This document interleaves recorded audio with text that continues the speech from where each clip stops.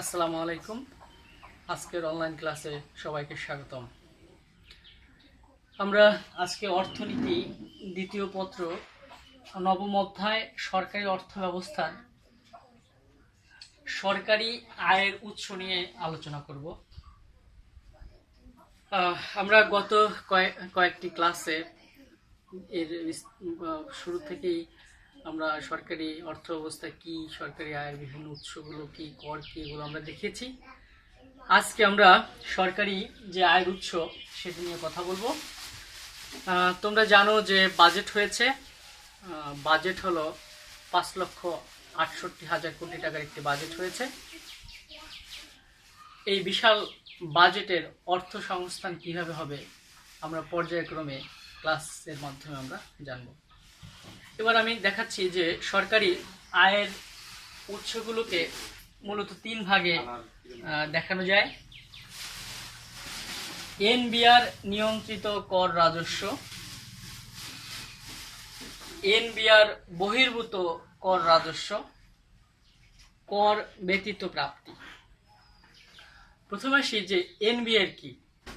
NBR national board of revenue, জাতীয় রাজস্ব board নামে এটি পরিচিত। তো এই সরকারের যে আয় উৎস তিনটির মধ্যে আমরা আজকে এনবিআর নিয়ন্ত্রিত কর রাজস্ব কি কি সেটি নিয়ে আমরা বিস্তারিত আলোচনা করব। তো কর রাজস্ব এনবিআর নিয়ন্ত্রিত যেগুলো রয়েছে সেগুলো হলো, 1 নম্বরে আয় কর, 2 নম্বরে মূল্য সংযোজন কর, আমদানি শুল্ক, রপ্তানি শুল্ক, আবগারি শুল্ক, সম্পূরক শুল্ক, অন্যান্য কর ও শুল্ক। এইগুলো হলো এই এনবিআর নিয়ন্ত্রিত রাজস্ব। এবার আমরা আসি যে আয়কর কি। আয়ের উপরে আমরা যে কর দিয়ে থাকি তাকে বলা হয় আয়কর। এখন এই আয়কর এনবিআর কিভাবে সংগ্রহ করে থাকে? আগামী অর্থ বছরে অর্থাৎ 2020-21 অর্থ বছরে আয়করের সীমা ধরা হয়েছে পুরুষদের ক্ষেত্রে 3 লক্ষ টাকা, নারীদের ক্ষেত্রে 3,50,000 টাকা, প্রতিবন্ধী এবং বয়স্ক অন্যদের ক্ষেত্রে সেটি 4 লক্ষ টাকার উপরে। তো আমরা আসি যে সাধারণত আয়কর হবে হলো 3 লক্ষ টাকা থেকে শুরু, অর্থাৎ 3 লক্ষ থেকে প্লাস যাদের 3 লক্ষ টাকা থেকে যাদের আয় 3 লক্ষ টাকা হয়েছে তারাই আয়কর দিবেন। এই আয়করটি সরকার এনবিআর এর মাধ্যমে সংগ্রহ করে থাকে। পরের যেটি সেটি হলো মূল্য সংযোজন কর। মূল্য সংযোজন কর হলো বাংলায় বলা হয়, ইংরেজিতে বলা হয় ভ্যালু অ্যাডেড ট্যাক্স বা ভিএটি। আমরা এবার আসি যে ভ্যাট। এই ভ্যাট কিভাবে আরোপ করা হয় আমি একটা উদাহরণ দিয়ে বলি যে অর্থনীতিতে আমরা 3 ধরনের গুডস পড়ে থাকি। একটি হলো প্রাইমারি গুডস, সেকেন্ডারি গুডস এবং ফাইনাল গুডস। তো ধরা যাক, আমি একটা উদাহরণ নেই এই ভ্যাট বোঝানোর জন্য। ধরা যাক যে আমি চূড়ান্ত দ্রব্য হিসাবে রুটি তৈরি করব। তাহলে চূড়ান্ত দ্রব্য হলো রুটি। এখন রুটি তৈরি করতে কি লাগবে? আটা। তার উপরে কি আটা আসবে? গম থেকে। গম উৎপাদনকারী গম বিক্রি করবে কার কাছে? আটা উৎপাদনকারীর কাছে। ধরা যাক একজন 1 কেজি গম বিক্রি করলো 20 টাকা। এখন এই আটা বিক্রেতা গম বিক্রেতার কাছ থেকে 1 কেজি গম কিনে নিয়ে আসলো। সেই 1 কেজি গম থেকে সে যে আটা তৈরি করলো তার দাম হলো 40 টাকা। এই 40 টাকার আটা, তাহলে সে আগে এই যে আটার মধ্যে কিন্তু গমের দাম অন্তর্ভুক্ত রয়েছে, তার মানে হলো 20 টাকা হলো গমের দাম, আর নতুন যে গম থেকে আটা হয়েছে, তাহলে এই আটা বিক্রেতা মূল্য বাড়িয়েছে 20 টাকা। এখন এই যে 20 টাকা বাড়ালো, এই 20 টাকার উপরে সরকার ভ্যাট আরোপ করেন। সেটা কিভাবে? ধরা যাক 15% যদি ভ্যাট আরোপ করে থাকেন, এই 15%-এর একটা অংশ সরকারের কোষাগারে চলে যাবে। আবার আটা বিক্রেতা, রুটি বিক্রেতা আটা বিক্রেতার কাছ থেকে 1 কেজি আটা কিনে 100 টাকার রুটি তৈরি করে বাজারে বিক্রি করলো। তো তিনি কয় টাকা মূল্য সংযোজন করেছে? তিনি সংযোজন করেছেন হলো 60 টাকা। এখন এই 60 টাকার উপরে আবার এই 15% সরকারকে ভ্যাট দিতে হবে, একটা অংশ দিতে হবে 15% হারে। তো এই হলো ভ্যাট। এভাবেই মূলত ভ্যাট আরোপ করা হয় বা মূল্য সংযোজন কর আরোপ করা হয়। তো আশা করি বিষয়টি তোমরা বুঝতে পেরেছ। এবার আসি যে আমদানি শুল্ক বা ইম্পোর্ট ডিউটি কি। আমরা আমদানি নির্ভর একটি দেশের, আমরা বলতে গেলে আমদানি নির্ভরই দেশ। আমরা সকল ধরনের প্রয়োজনীয় দ্রব্য আমদানি করে থাকি। এই আমদানিকৃত দ্রব্যের উপর সরকার যে ডিউটিটি আরোপ করে থাকেন তাকে বলা হয় আমদানি শুল্ক বা ইম্পোর্ট ডিউটি। অনেক সময় একটি দেশের শিশু শিল্প বা ইনফ্যান্ট ইন্ডাস্ট্রিকে বাঁচানোর জন্য সরকার এই আমদানিকৃত দ্রব্যের উপর শুল্ক আরোপ করে থাকেন। এরপর আছে রপ্তানি শুল্ক বা এক্সপোর্ট ডিউটি।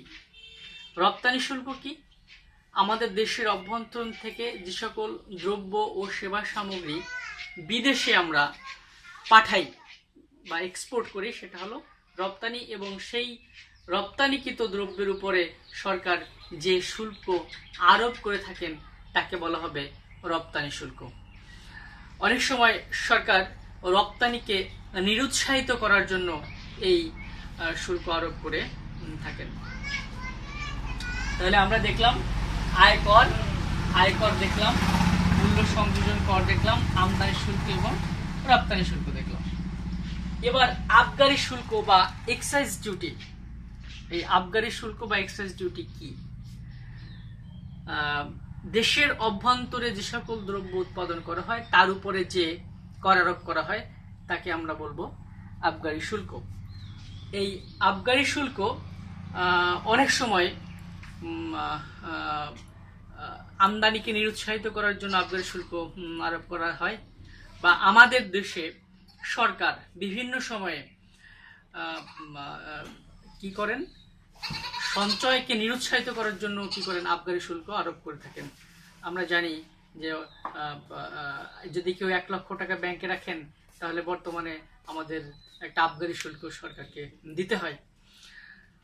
মূলত এটি আমদানিকে নিরুৎসাহিত করার জন্য, তারপর দেশের অভ্যন্তরে যে সকল দ্রব্য সামগ্রী উৎপাদিত হয় সে সকল দ্রব্য সামগ্রীর উপরে যে শুল্ক আরোপ করা হয় তাকে আমরা আবগারি শুল্ক বলে থাকি। এরপর হলো সম্পূরক শুল্ক, সাপ্লিমেন্টারি ডিউটি। তোমরা জানো এসডি নামে পরিচিত, আমরা মোবাইলে এসডি দিয়ে থাকি, অর্থাৎ সাপ্লিমেন্টারি ডিউটি দিয়ে থাকি। সাপ্লিমেন্টারি ডিউটি বোঝানোর জন্য যে জিনিসটা আমি তোমাদেরকে জানাবো সেটা হলো এরকম যে তোমার আমদানি শুল্ক থাকতে পারে, সম্পূরক শুল্ক, আমদানি শুল্ক থাকতে পারে, অথবা রপ্তানি শুল্ক,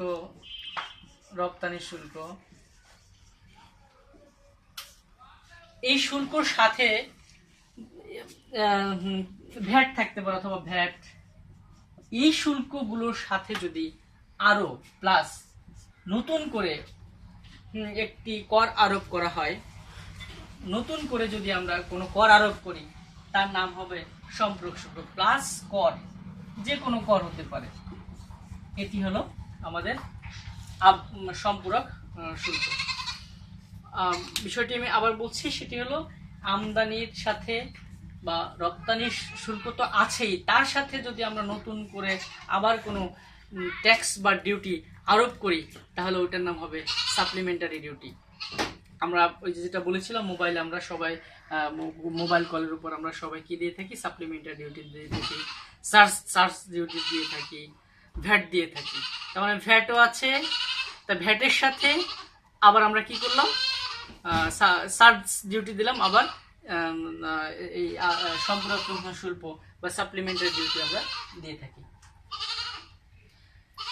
এরপরের সেটি হলো অন্যান্য কর ও শুল্ক। তাহলে আমরা দেখলাম যে আয়কর, মূল্য সংযোজন কর, আমদানি শুল্ক, রপ্তানি শুল্ক, আবগারি শুল্ক এবং সম্পূরক শুল্কের সাথেও এই এনবিআর নিয়ন্ত্রিত আরো কিছু অন্যান্য কর রয়েছে, যেমন আমোদ প্রমোদ কর। কি কর? এই অন্যান্য শুল্কের মধ্যে রয়েছে আমোদ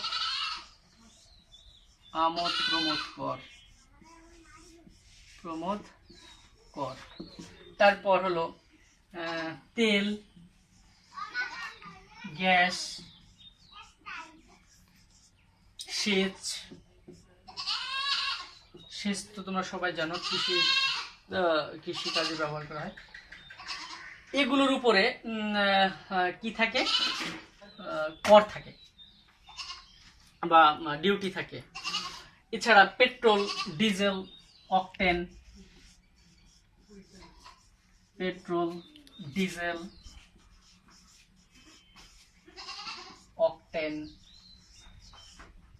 এই তেলের মধ্যেই সেটা পড়ে। এগুলোর উপরও যে আমরা এনবিআর যে শুল্ক সংগ্রহ করে থাকে সেটি হলো আদার ট্যাক্স অ্যান্ড ডিউটির মধ্যে পড়বে। তো আজকে আমাদের যে আলোচ্য বিষয়গুলো ছিল, আশা করি তোমরা এই এনবিআর নিয়ন্ত্রিত কর রাজস্ব যেগুলো রয়েছে সেগুলো আমরা দেখানোর চেষ্টা করলাম। এই 1, 2, 3, 4, 5, 6, 7 এই 7টি বাদে যদি তোমাদের আরো কারো কিছু জানা থাকে অবশ্যই এটার সাথে অ্যাড করবে। তোমাদের বই রয়েছে। এছাড়া তোমাদের কারো যদি কোনো প্রশ্ন থেকে থাকে এই বিষয়টির উপরে অবশ্যই কমেন্টসে অপশনে কমেন্টস করতে পারো, অথবা ইনবক্সেও আমার কাছে প্রশ্ন করে জেনে নিতে পারো। আমরা আগামী ক্লাসে এই বিষয়টি নিয়ে আরো বিস্তারিত আলোচনা করব। সেটি হলো কর রাজস্ব এনবিআর বহির্ভূত, মানে কর রাজস্ব কিন্তু এনবিআর বহির্ভূত, সেটা কি হতে পারে। তো আজকে এ পর্যন্তই। আর একটি বিষয় তোমাদের সাথে একটু আলোচনা করা দরকার, সেটি হলো বাজেট নিয়ে আমরা একটা আলোচনা করব। যদি তোমাদের ইন্টারেস্ট থাকে তাহলে আমি লাইভে বাজেট নিয়ে আলোচনা করতে পারি। তো আমি ক্লাসের শুরুতেই বলেছিলাম যে 5,68,000 কোটি টাকার একটি বাজেট হয়েছে। এই বাজেটে আয়ের খাত কত, ব্যয়ের খাত কত, কোন খাতে কত শতাংশ, এবারও কি শিক্ষায় সবচেয়ে বেশি বরাদ্দ দেওয়া হয়েছে, শিল্পের কি অবস্থা, তারপরে হলো আমাদের স্বাস্থ্য খাতের কি অবস্থা, যেহেতু করোনার এই দুঃসময়ের মধ্যে স্বাস্থ্য খাতে কি বরাদ্দ রেখেছেন মাননীয় অর্থমন্ত্রী। তো আজকে এ পর্যন্তই। আমরা আগামী ক্লাসে যেটি বলেছি সেটি হলো কর রাজস্ব এনবিআর নিয়ন্ত্রিত না, এনবিআর বহির্ভূত নিয়ে আমরা আলোচনা করব। সবাই ভালো থেকো, সুস্থ থাকো এবং নিজেকে নিরাপদে রাখো। শুধু নিজে না, পরিবারের সবাইকে নিরাপদ স্থানে রাখবা। এই আবেদন রেখেই আমি আজকে শেষ করছি। আসসালামু আলাইকুম।